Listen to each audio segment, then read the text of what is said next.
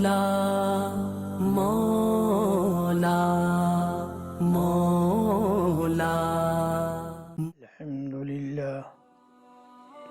الحمد لله وكفى وسلام على عباده الذين اصطفى أما بعد فأعوذ بالله من الشيطان الرجيم بسم الله الرحمن الرحيم اقرأ باسم ربك الذي خلق خلق الإنسان من علق اقرأ وربك الأكرم الذي علم بالقلم علم الإنسان ما لم يعلم صدق الله العظيم. محترم حضرات، ناظرین کرام، ابھی میں نے آپ حضرات کے سامنے قرآن پاک کی 5 آیتیں پیش کی ہیں. میں چاہتا ہوں اس آیت کی تھوڑی سی تفسیر بیان کروں جو آپ کے علم میں فائدہ ہو، آپ کے عمل میں فائدہ ہو. جیسا کہ آپ جانتے ہیں سورہ اقرا 30ویں پارے کی ایک سورت ہے، اور یہ سورت قرآن پاک کی سب سے پہلی سورت ہے. اس کی 5 آیتیں سب سے پہلے نازل ہوئیں. گویا کہ قرآن پاک کا نزول انہی آیات سے ہو رہا ہے. تو سب سے پہلے آئیے اس کا تھوڑے پس منظر دیکھتے ہیں. ان آیت کا نزول کہاں پہ ہو رہا ہے؟ آقا مدنی جناب محمد مصطفیٰ صلی اللہ علیہ وسلم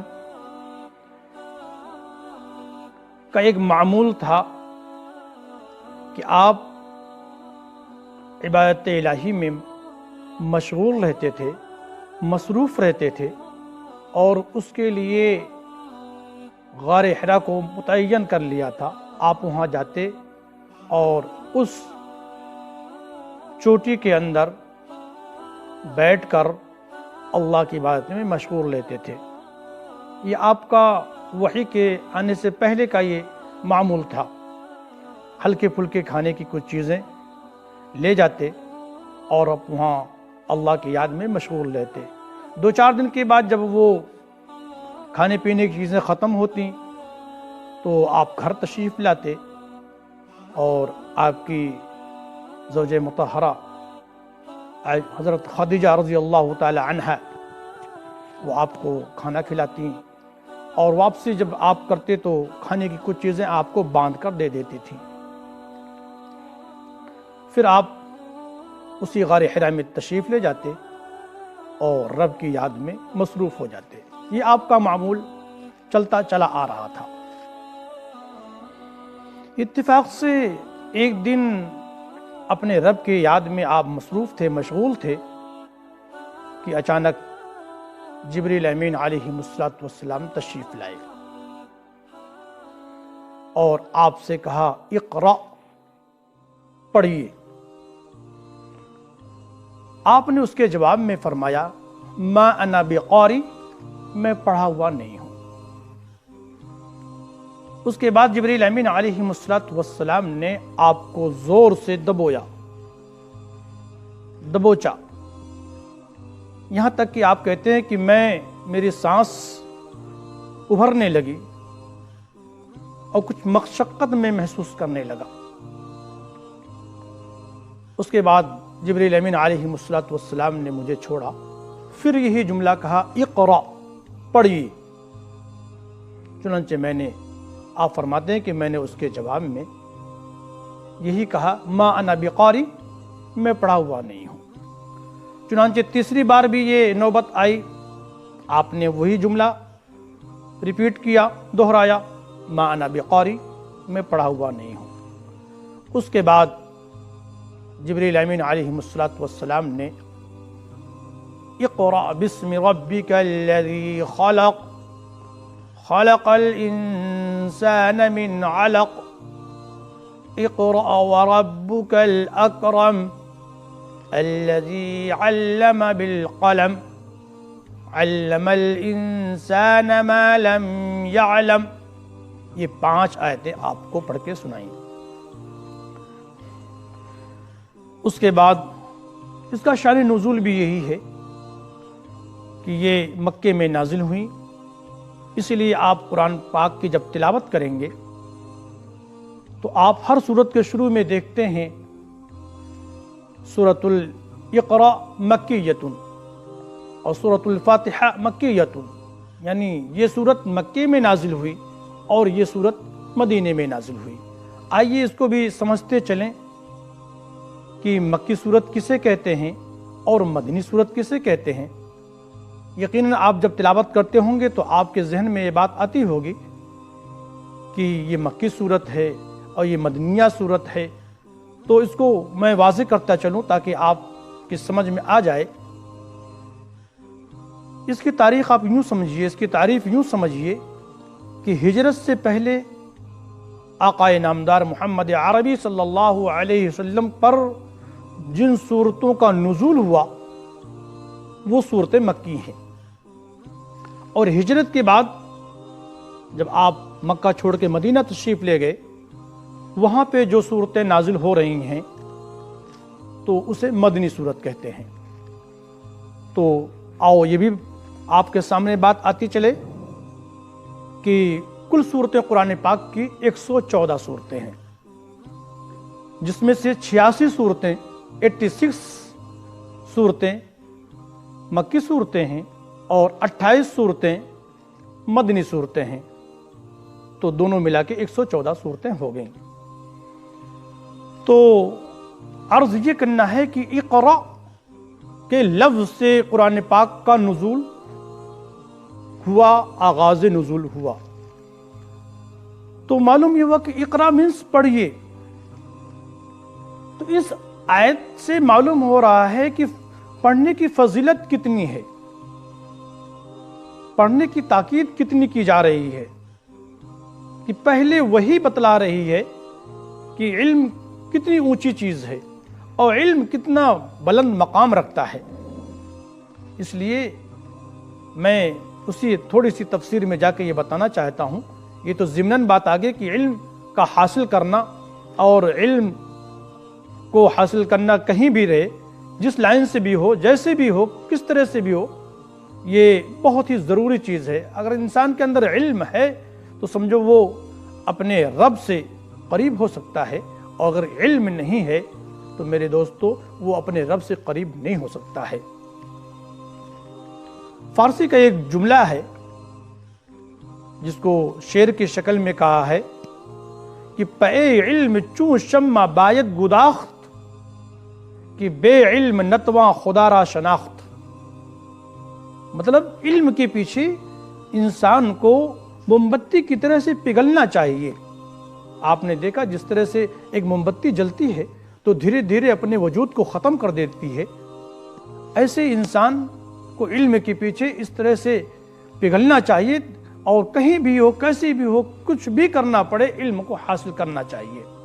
इसलिए आक़ाए नामदार मोहम्मद अरबी सल्लल्लाहु अलैहि वसल्लम ने अपनी अहादीस मुबारका के अंदर इल्म की फजीलत के लिए, इल्म की ताकीद के लिए, इल्म को हासिल करने के लिए फरमाया उतलुबुल इल्म वलौ कान बिस्सीन, कि इल्म को हासिल करो चाहे तुम्हें इसके लिए चीन का सफ़र करना पड़े।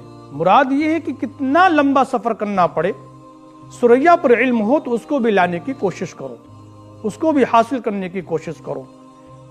तो इस छोटी सी आयत मुबारका से ये बात वाज़े हो रही है कि जब पहले वही नाजिल हो रही है और वो भी इल्म की फजीलत को बता रही हैं, तो आज हमारे ऊपर कितना ज़रूरी है कि हम इल्म के मैदान में आगे बढ़ें اپنے بچوں کو بھی آگے بڑھائیں، خود بھی آگے بڑھیں، کیونکہ بغیر علم کے انسان کی زندگی میں ایک اندھیرا پن ہوتا ہے، اور علم جب آتا ہے تو انسان کے سامنے روشنی آتی ہے، اور روشنی میں ہر چیز نظر آتی ہے، اور جہالت میں ہر چیز تاریک نظر آتی ہے، تاریک میں کوئی چیز، اندھیری میں کوئی چیز نظر بھی نہیں آتی ہے۔ تو اس آیت شریفہ کے ذیل میں تھوڑی سی باتیں آپ کے سامنے علم کے متعلق آ گئی۔ میں تو بیان یہ کر رہا تھا کہ اقرأ بسم ربک الذی خلق، یہ پہلی آیت جو نازل ہوئی، جبریل امین علیہ السلام تشریف لا کے یہ بتا رہے ہیں کہ اپنے رب کے نام سے پڑھنا شروع کریے۔ معلوم ہوا کسی بھی کام کی شروعات میں بسم اللہ الرحمن الرحیم کہہ لینا چاہیے، کیونکہ لفظ اسم بتا رہا ہے کہ اللہ کے نام سے ہر کام کی شروعات ہونا چاہیے۔ آگے خلق الانسان من علق، ایک تو اس جملے نے یہ بتایا کہ اللہ نے ہر چیز کو پیدا کیا، آگے کا جملہ بتا رہا ہے کہ انسان کو اللہ نے جمے ہوئے خون سے پیدا کیا۔ تو یہاں پہ تھوڑی سی سمجھنے کی بات ہے، اس جملے میں اور خلق الانسان من علق کے اندر انسان کی خصوصیت سے پیدائش کا تذکرہ کیا گیا ہے، جبکہ پہلے ایک جملے میں ساری چیزیں آ گئیں، کائنات کی ہر چیز کو اللہ نے پیدا کیا، لیکن دوسرے جملے کو جب لایا گیا تو یہ انسان کی خصوصیت کو بیان کرنے کے لیے کہ انسان کو اللہ نے جمے ہوئے خون سے پیدا کیا، وہ اس کی پیدائش کا آغاز کو بتلانا مقصود ہے۔ اور آپ جانتے ہیں کہ انسان کی پیدائش ایک ناپاک منی کی قطرے سے پھر وہ خون کی شکل، جمے ہوئے خون کی شکل اختیار کرتا ہے، پھر ایک وقفہ گزرنے کے بعد وہ گوشت کا لوتھڑا بنتا ہے، پھر ایک وقفہ گزرنے کے بعد وہ ہڈیاں بنتی ہیں، پھر ایک وقفہ گزرنے کے بعد وہ ہڈیوں پہ گوشت چڑھتا ہے، تو دھیرے دھیرے اللہ تعالیٰ رحم مادر کے اندر، ماں کے پیٹ کے اندر انسان کے وجود کو بناتا ہے۔ اس کا ایک دور گزرتا ہے، اس دور میں یہ ہوگا، اس دور میں یہ ہوگا، اس دور میں یہ ہوگا، دھیرے دھیرے آہستہ آہستہ اللہ تعالیٰ انسان کے ماں کے پیٹ میں ایک چھوٹے سے بچے کو تیار کرتا ہے۔ اسی کو قرآن نے کہا خلق الانسان من علق۔ آگے قرآن کہتا ہے اقرأ وربک الاکرم، پڑھیے اپنے رب کے نام سے جو بڑا کریم ہے، بڑا رحیم ہے، بڑا بزرگی والا ہے اور بڑا عظمت والا ہے، اس کے نام سے پڑھیے۔ معلوم یہ ہوا کہ اللہ بڑا رحیم ہے، بڑا کریم ہے، اس کی ذات بڑا رحم کرنے والی ہے، اس کی ذات بڑا کریم ہے، کرم کرنے والی ہے۔ اقرأ وربک الاکرم الذی علم بالقلم، جس نے قلم کے ذریعے سے انسان کو علم سکھایا۔ مراد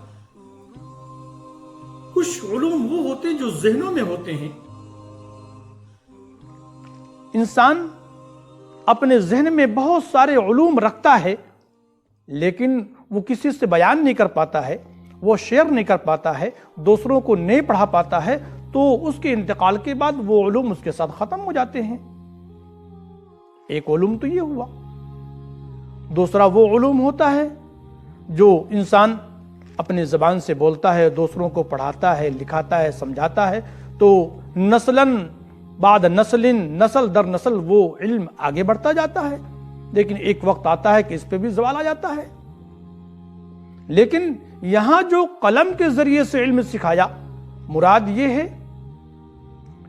کہ اس کے علوم کو لکھنے اور کتابی شکل میں، قلم کے ذریعے سے تحریری شکل میں لانے کی جو صلاحیت بخشی اللہ تعالیٰ نے، یہ بہت بڑا اللہ کا کرم ہے، یہ بہت بڑا اس کی عطا ہے اور بہت بڑی نوازش ہے جو اللہ تعالیٰ اپنے بندوں کو قلم کے ذریعے سے علم سکھایا، اور قلم کے ذریعے سے تمام اسلامی کتابیں، قرآن، اسلامی کتابیں، صحابہ کی سیرت، نبیوں کی سیرت، حضور کی سیرت، اولیاء کرام کی سیرت، بزرگان دین کی سیرت اور خلفائے راشدین کی سیرت، صحابہ کی، تابعی کی سیرت، تبع تابعی کی سیرت، الغرض تمام لوگوں کی سیرت آج جو ہمارے سامنے منظر عام پر آئی ہے وہ قلم کے ذریعے سے آئی ہے. اسی لیے کہ قرآن نے کہا الذی علم بالقلم، وہ ذات جس نے قلم کے ذریعے سے علم سکھایا. علم الانسان ما لم يعلم، انسان کو اللہ نے وہ سکھایا جو وہ جانتا نہیں تھا. بہت سارے علوم جانتا نہیں تھا، اللہ نے اسے بہت سارے علوم سے نوازا. یہ اللہ کی بہت بڑی عطا ہے، بہت بڑی نوازش ہے، بہت بڑی دین ہے. اس لیے ہمیں چاہیے کہ ہم خود بھی علم حاصل کریں اور اپنے بچوں کو بھی، اپنے پڑوس کو بھی، اپنے گھر والوں کو بھی، اپنے خاندان والوں کو بھی، اور جہاں بھی رہیں ایک چراغ کے مانند اجالا پھیلاتے ہوئے چلیں، دوسروں کو خیر خواہی کرتے ہوئے چلیں، دوسروں کو بھلائی سوچتے ہوئے چلیں، اور دوسروں کو کہیں کہ کچھ بھی ہو، کیسے بھی رہو، علم کو حاصل کرو، علم کو حاصل کرو. جب علم زندگی میں آئے گا تو زندگی کمال کو پہنچے گی، اور جب زندگی سے علم نکل جائے گا تو جہالت آئے گی، اور جہالت جب آئے گی تو تاریکی آئے گی، اور تاریکی کے اندر اندھیرا ہوتا ہے تو گویا کہ انسان کی دنیاوی زندگی اندھیرے میں غرق ہو گئی، اور اس کے بعد جو اخروی زندگی ہے وہ بھی اندھیرے میں غرق ہو جائے گی. اللہ تعالی ہمیں کہنے سننے سے زیادہ عمل کی توفیق عطا فرمائے، اور ہم کوشش کریں کہ زیادہ سے زیادہ علم حاصل کریں، اور اس کی جو بھی شکل بنے اپنے بچوں کو پڑھائیں لکھائیں. اور انہیں آج سوشل کا میڈیا کا زمانہ ہے، ہم چاہتے ہیں کہ یہ چند باتیں جو ہمارے سوشل کے ذریعے سے اور یہ ہمارے نیٹ ورک کے ذریعے سے، آن لائن کے ذریعے سے یہ لوگوں تک جائے، کیونکہ کتابوں کا دور، پڑھنے لکھنے کا دور، اور شوق کم سے کم ہوتا جا رہا ہے.